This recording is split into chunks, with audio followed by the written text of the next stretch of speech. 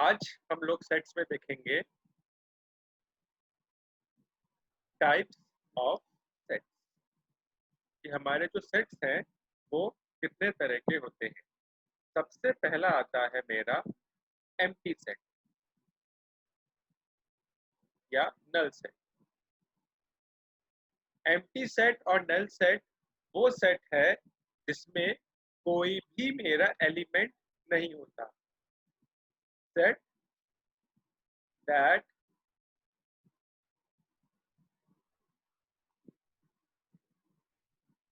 does not contain any element that does not contains any element। Last class में मैंने आपको बताया था कि ब्रैकेट के अंदर जो भी लिखा जाता है उसे हम लोग एलिमेंट बोलते हैं। ठीक है, तो वो सेट जिसके अंदर कोई भी एलिमेंट नहीं होता उसे मैं कहता हूं एम्प्टी सेट। अब इसको हम लिखते कैसे हैं? या तो आप इसको ऐसे लिखेंगे, या तो आप इसको ऐसे लिखेंगे, या आप इसको सिर्फ दो ब्रैकेट्स के फॉर्म में लिखेंगे। ठीक है, या तो आप इसको ऐसे लिखेंगे या तो आप इसको ऐसे लिखेंगे। ठीक है, ध्यान दे दीजिएगा, अगर आपने इसको ऐसे लिख दिया तो ये आपका गलत हो जाएगा। अगर आपने इसको ऐसे लिख दिया मतलब दोनों को मर्ज कर दिया तो ये मेरा एम्प्टी सेट नहीं होगा। ये क्या होगा ये मैं आपको अभी बताऊंगा। बट एम्प्टी सेट लिखने के मेरे पास दो ही तरीके हैं, या तो आप इसको ऐसे लिखिए या तो आप इसको ऐसे लिखेंगे, दोनों को आप मर्ज नहीं कर सकते।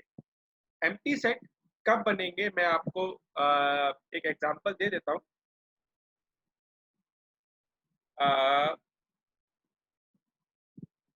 जैसे मान लीजिए, write down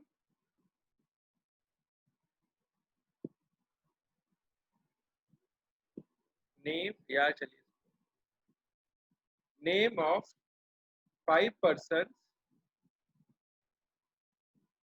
whose weight is greater than 500 kg। आप मुझे 5 पर्सन का ऐसा नाम लिख के बताइए जिनका वेट 500 kg से ज्यादा हो। अब नॉर्मल पर्सन का जो मेरे ह्यूमन बींग्स हैं उस उनका जो वेट है वो 500 kg से ज्यादा नहीं हो सकता। तो इस केस में आपका जो आंसर होगा या तो ये होगा या ये होगा। ठीक है, एक और एग्जांपल देता हूँ।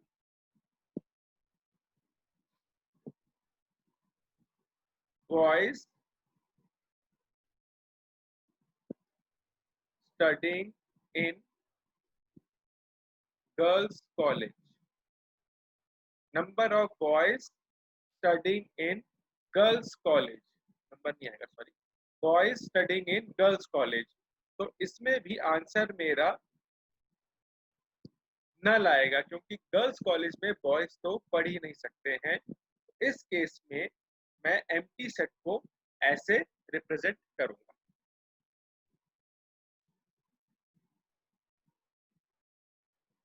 सेकेंड टाइप का जो मेरा सेट होता है वो होता है मेरा singleton set.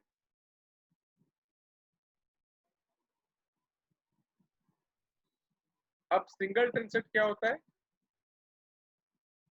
The set which contains only one element।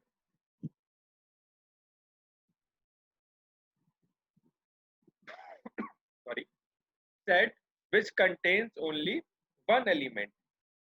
अगर किसी भी सेट में सिर्फ एक एलिमेंट है, किसी भी सेट में अगर एक एलिमेंट है तो मैं बोलता हूं कि भाई वो सिंगलटन सेट है। जैसे ये 2 हो गया, ये हो गया, या ये हो गया।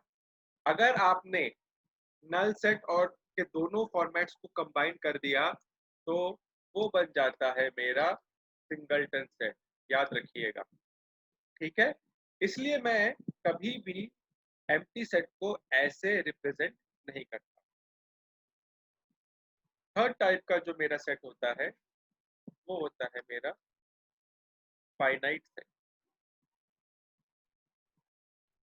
थर्ड टाइप का जो मेरा सेट होता है वो होता है मेरा finite set. A finite set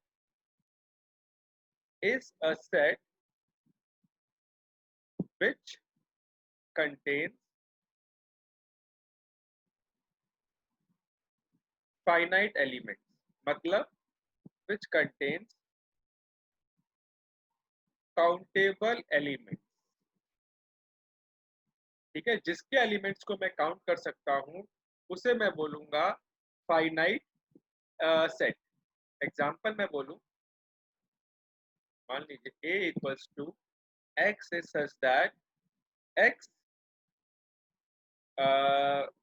is a natural number and x is less than or equal to 10 lakh। मैंने लिखा x is such that x belongs to natural number such that x is less than 10 lakh। तो मुझे पता है natural number क्या होते हैं, 1 2 3 4 5 dot dot dot dot dot 10 lakh. तो देखिए इसमें जो एलिमेंट्स है ना वो काउंटेबल हैं, भले ही ये अमाउंट ज्यादा क्यों ना हो बट काउंटेबल है, इसलिए इस टाइप के सेट को मैं बोलूंगा फाइनाइट सेट। अब एक होता है मेरा इनफाइनाइट सेट।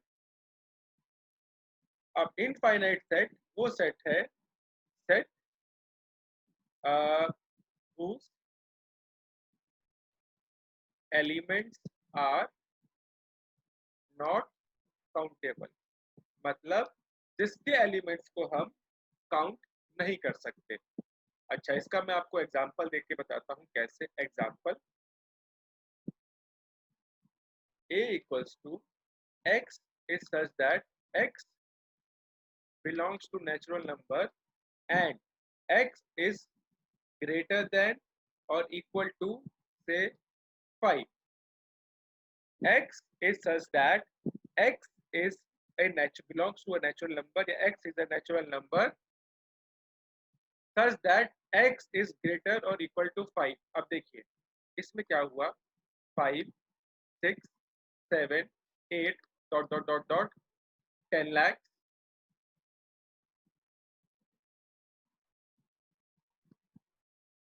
यहाँ पे आके नहीं रुकेगा, क्यों? क्योंकि आप 11 लाख भी तो लिख सकते हैं, 12 लाख भी तो लिख सकते हैं, 13 लाख भी तो लिख सकते हैं। तो देखिए इसके एलिमेंट्स काउंटेबल नहीं है। आप जहां एक नंबर लिखेंगे उसका जो नेक्स्ट नंबर होगा वो भी तो 5 से बड़ा होगा, इसलिए ये इस टाइप के जो सेट्स होते हैं वो मेरे होते हैं इनफाइनाइट सेट। मैं एक एग्जांपल और लेता हूँ।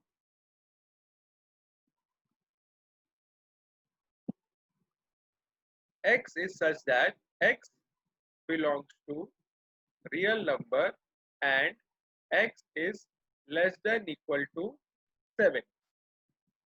ठीक है, x is such that x will is such that x is a real number and या सेमीकोलन आएगा sorry, and x is less than 7। अब देखिए रियल नंबर में मेरे नेगेटिव इंटीजर भी आते हैं, मेरे पॉजिटिव इंटीजर भी आते हैं, तो इसका आंसर 7 6 5 4 3 2 1 0 -100 -200 कुछ भी हो सकता है। ठीक है, इसका जो आंसर है वो कुछ भी हो सकता है। तो ये भी मेरा डॉट डॉट डॉट, ये सेट यहाँ पे खत्म नहीं होगा।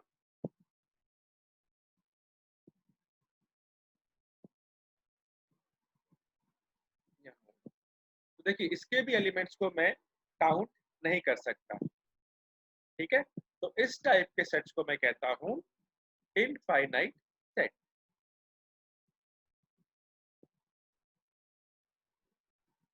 नेक्स्ट मेरे सेट्स आते हैं इक्विवेलेंट सेट। अब ये इक्विवेलेंट सेट क्या होता है? देखिए इक्विवेलेंट सेट में मैं बोल सकता हूँ if number of elements are same, if number of, sorry same नहीं आएगा, if number of elements are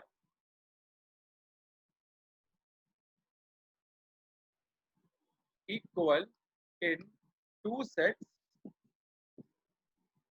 we say that they are equivalent set. We say that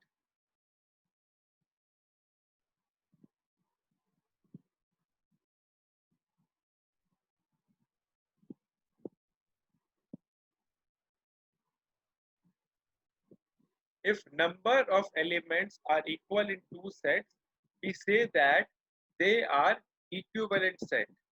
अच्छा, मैं इसको आपको एग्जांपल के थ्रू समझाता हूँ। मान लीजिए दो सेट है मेरे ए बी सी डी, और यहाँ पे एक सेट है मेरा एक्स वाई जेड और के।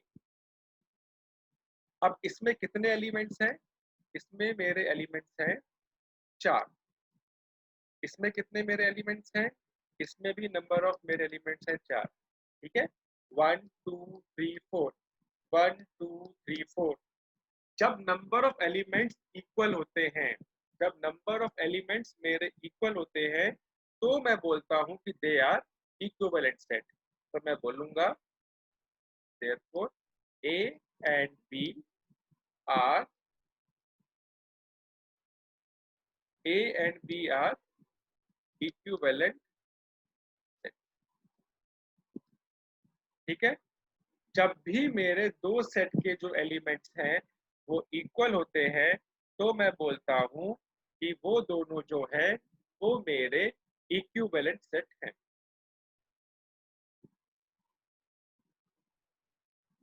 फिर एक आता है मेरा इक्वल सेट। इक्वल सेट की मेरे पास दो कंडीशंस होनी चाहिए। सबसे पहला, number of elements should be same, number of elements should be equal.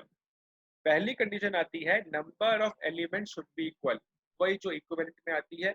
And and का मतलब है कि दोनों कंडीशन इक्वल, दोनों कंडीशन फुलफिल होनी चाहिए। And number of elements should be same.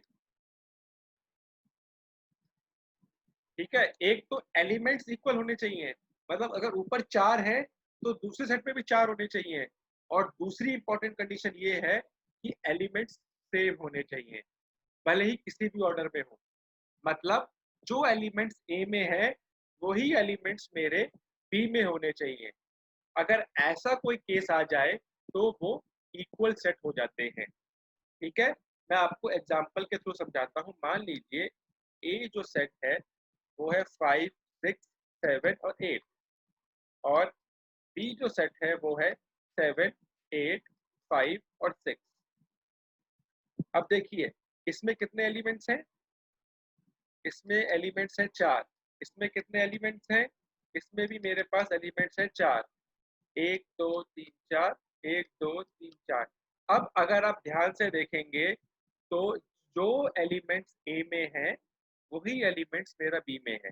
देखिए यहाँ पे 5 है, यहाँ पे 5 है, यहाँ पे 6 है, यहाँ पे 6 है, यहाँ पे 8 है, यहाँ पे 8 है, यहाँ पे 7 है, यहाँ पे सेम। मतलब ए और बी में एलिमेंट्स बिल्कुल ही सेम है।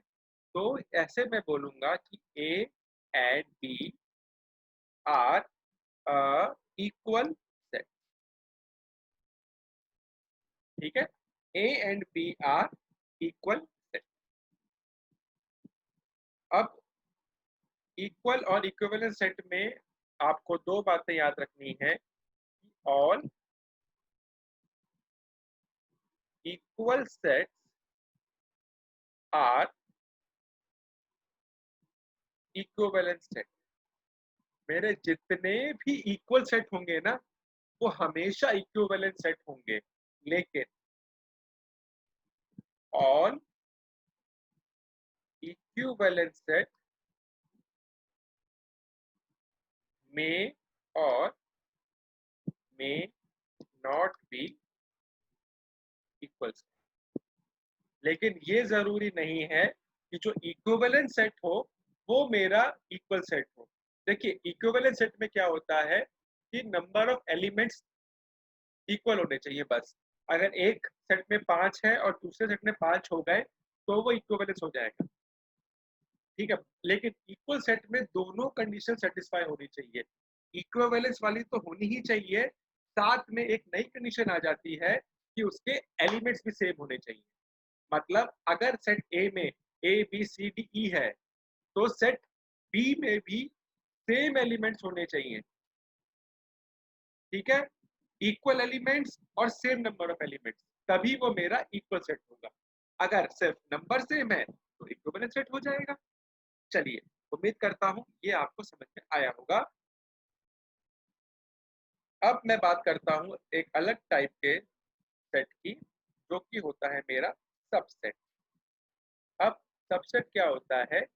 Subset is a part of set, ठीक है।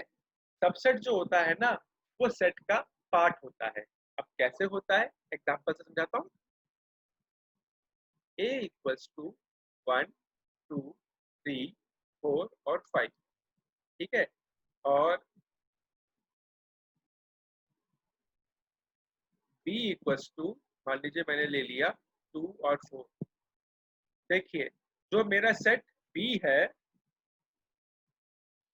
जो मेरा सेट b है उसमें जो एलिमेंट्स हैं क्या वो ए में है कि नहीं है? 2 और 4, मतलब ये जो सेट है वो ए ही से ही बना है, ठीक है। सेट बी जो है वो सेट ए से ही बना है, तो मैं बोलूंगा कि B is a subset of A.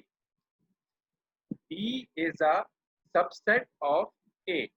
अच्छा, इसको मैं ऐसे भी लिख सकता हूं कि A is a superset of B. B is a subset of A and A is a superset of B। अब इसको मैथमेटिकली कैसे लिखते हैं? देखिए, अगर मैंने इसको ऐसे लिखा, थोड़ा मैं ठीक से बना लेता हूँ जिससे आपको confusion।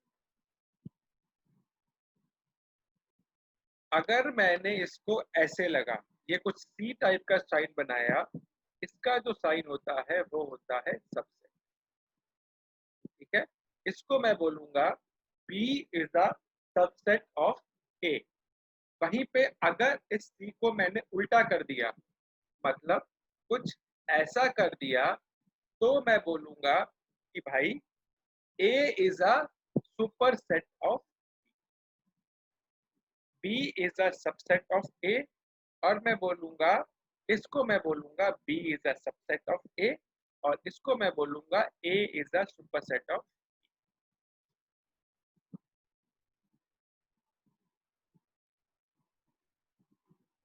सबसेट जो होते हैं वो दो तरह के होते हैं। एक होता है मेरा प्रॉपर सबसेट और एक होता है मेरा इम्प्रॉपर सबसेट, ठीक है। अभी जो हमने ऊपर एग्जांपल किया था 1 2 3 4 5, और बी को बनाया था 2 और 4, ठीक है। मैंने लिखा था कि B is a subset of A. इस टाइप के सबसेट को मैं कहता हूँ प्रॉपर सबसेट, ठीक है। जब एक एलिमेंट बड़ा होता है, एक सेट बड़ा होता है और दूसरा सेट छोटा होता है, और जब दूसरा जो छोटा सेट है वो पहले वाले का सबसेट हो, तो मैं बोलूंगा कि भैया ये मेरा प्रॉपर सबसेट है। अब इम्प्रॉपर सबसेट क्या होता है? देखिए, मैंने लिखा ए इक्वल्स टू 1 2 3 4 5, और यहाँ पे डी लिख दिया मैंने 5 4 3 2 1। तो देखिए ये जो डी है ये ए से बना है कि नहीं बना है? बिल्कुल बना है, क्योंकि हमने सेट्स में पढ़ा था कि ऑर्डर डज नॉट मैटर। तो मैं लिखूंगा D is a subset of A. वहीं पर वहीं पर मैं ये भी तो कह सकता हूँ कि भैया ए डी से बना है, तो ए सॉरी मैं ऐसे भी तो लिख सकता हूँ A is a subset of D. मतलब जब दोनों सेट एक दूसरे के सबसेट हो जाएं, तो ऐसे सेट को मैं बोलता हूँ कि भैया ये जो है वो इम्प्रॉपर सबसेट। अगर मुझे दो सेट गिवन है और दोनों एक दूसरे के सबसेट बन जाएं, ठीक है, मुझे दो सेट सबसेट सेट गिवन है, ये वाला सेट इस वाले का सबसेट है और ये वाला सबसेट ये वाला सेट इस वाले का सबसेट है, तो मैं बोलूंगा कि भैया ये इम्प्रॉपर सबसेट है। अब इसको लिखते कैसे हैं, देखिए, या तो आप ऐसे लिखिए या तो आप ऐसे लिखिए, लिखना एक ही है, लेकिन आपको ना एक सबसेट के नीचे एक ऐसे लाइन लगा देनी है बस।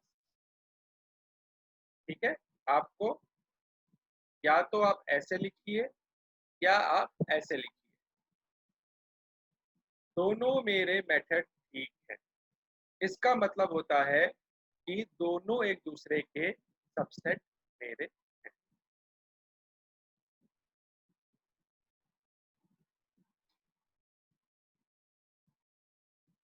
सबसेट से रिगार्डिंग कुछ इंपॉर्टेंट चीजें होती हैं कि एवरी सेट इज अ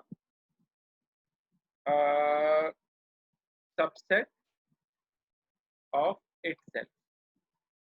ठीक है, हर जो सेट होगा ना वो अपने आप का सबसेट होगा। जैसे मान लीजिए ए मेरा एक सेट है, तो मैं बोल सकता हूँ कि A is the subset of ए। ठीक है, every set is a subset of itself. आगे हम बात करते हैं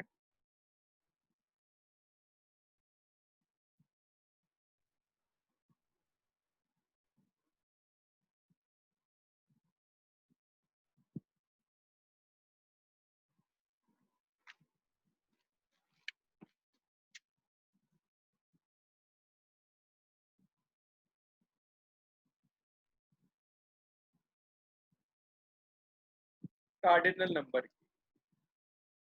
अब ये कार्डिनल नंबर क्या होता है? तो cardinal number is the number of elements in a set. ठीक है, एक सेट में कितने एलिमेंट्स हैं उसको मैं बोलूंगा कार्डिनल नंबर। एग्जाम्पल अगर मैं लूँ तो 1 2 3 4 और 5। ठीक है, मैंने ये एक सेट बनाया, तो मैंने इसमें काउंट करे, इसमें भैया 5 मेरे पास इसमें एलिमेंट्स हैं, तो मैं लिखूंगा एन ए इक्वल्स टू 5। ठीक है, एन ए इक्वल्स टू 5, तो इस चीज को मैं कहता हूँ कार्डिनल नंबर। ओके, अब मैं करता हूँ, चलिए,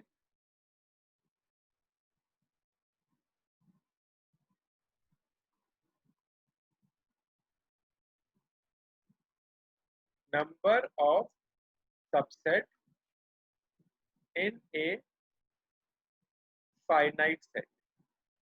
कि भैया एक सेट में, एक फाइनाइट सेट में हम लोग कितने सबसेट बना सकते हैं।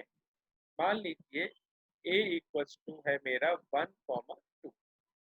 मैंने आपको बोला कि आप इसके सबसेट बनाइए, तो देखिए, एक तो मेरा एलिमेंट आएगा इसमें 1, दूसरा एलिमेंट आएगा मेरा 2, तीसरा मेरा एलिमेंट आएगा 1 2। इसके अलावा एक और एलिमेंट आएगा और वो होगा मेरा नल सेट, और वो होगा मेरा नल सेट। ठीक है, नल सेट क्यों? ठीक है, ये एक रूल होता है कि null set is always a subset of a set. ठीक है, ध्यान रखिएगा, नल सेट जो होता है वो हमेशा मेरे जो सबसेट जो मेरा सेट है उसका पार्ट होता है।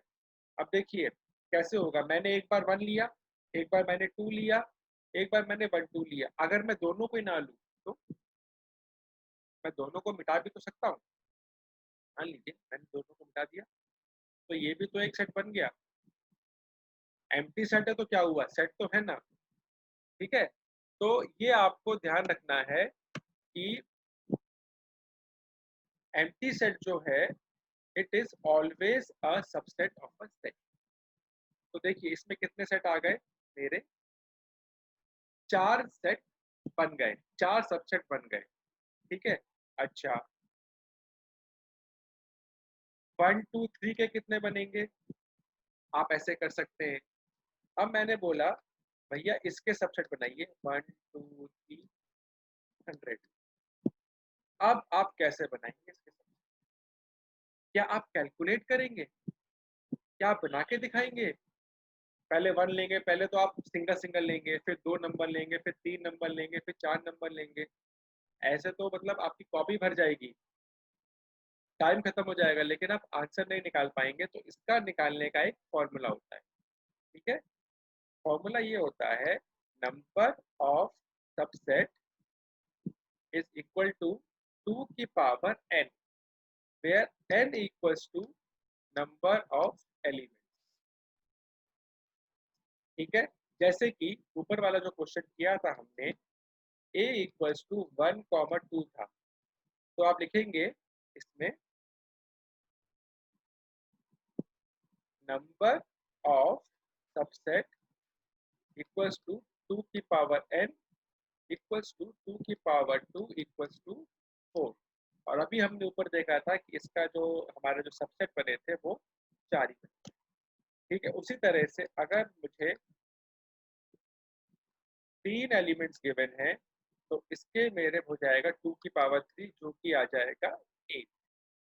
तो आपको ध्यान रखना है कि number of subset equals to 2 की पावर n। अच्छा एक चीज और ध्यान रखना, अगर क्वेश्चन में आ जाए number of non empty set, देखिए जब भी आप सबसेट निकालते हैं तो उसमें हमेशा एक एम्प्टी सबसेट आता है। ठीक है, अगर क्वेश्चन आ जाए number of non empty subset कितने होंगे, तो आपको 2n तो निकालना ही निकालना है, जो आंसर आएगा उसमें से आप 1 को माइनस कर दीजिएगा। जैसे इस केस में हमारे नंबर ऑफ जो सबसेट आए थे वो थे मेरे 8। अगर मुझे नॉन एम्प्टी निकालना है तो आप इसमें से -1 कर दीजिए, मतलब 7 मेरे non empty subset.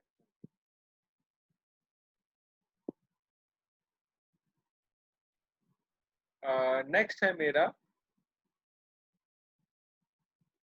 Power set.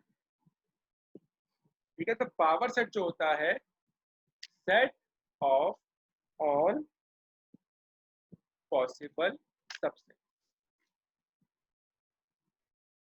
Set of all possible subsets को मैं बोलता हूं पावर सेट। जैसे a इक्वल्स टू 1 2 3। अब मैंने इसके सबसे पहले सबसेट बनाए। ठीक है, तो सबसे पहले तो आपने एक एलिमेंट लिया,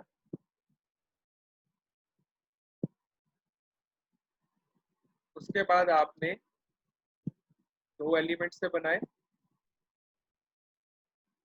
उसके बाद आपने 3 एलिमेंट से बनाए,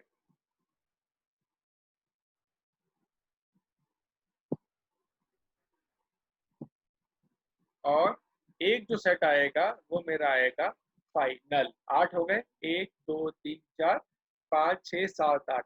अब अगर मैं इसका भी एक सेट बना दूं, ठीक है, अब मैं अगर इसका भी एक सेट बना दूं